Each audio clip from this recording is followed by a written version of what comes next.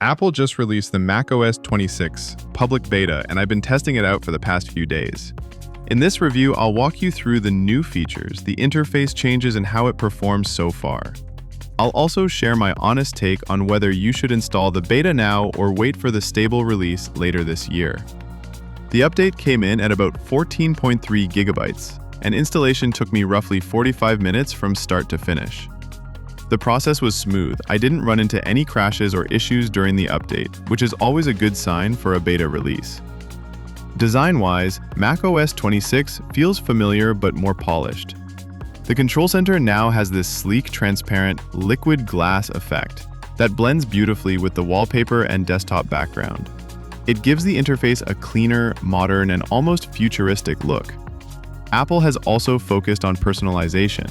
Inside Appearance settings, you can now change folder colors to organize your workspace however you like, and you also get new icon styles, dark, tinted, or clear, so you can really customize the way your Mac looks. Another big change is the widgets. You can place them directly on the desktop, and they're interactive, which means checking reminders, weather updates, or calendar events feels instant.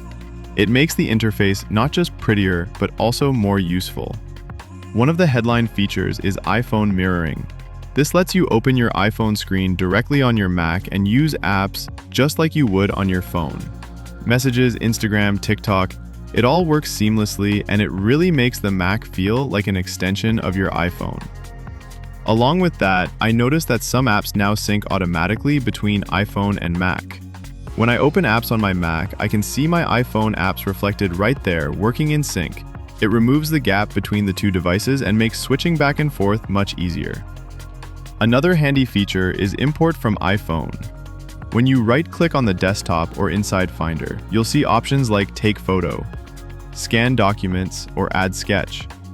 If I choose Take Photo, it instantly opens the camera app on my iPhone, and the picture I take appears directly on my Mac.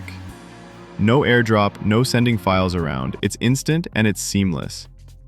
And in Safari, the new Highlights feature uses intelligence to summarize web pages for you.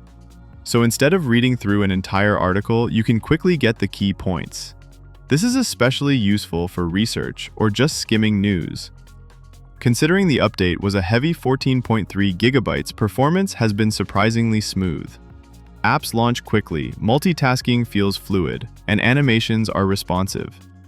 Battery life is close to macOS Sonoma, maybe a bit less, but that's expected since this is still a beta build. Now on to bugs and issues. Honestly, I haven't run into any major bugs yet. Everything has been working smoothly on my Mac.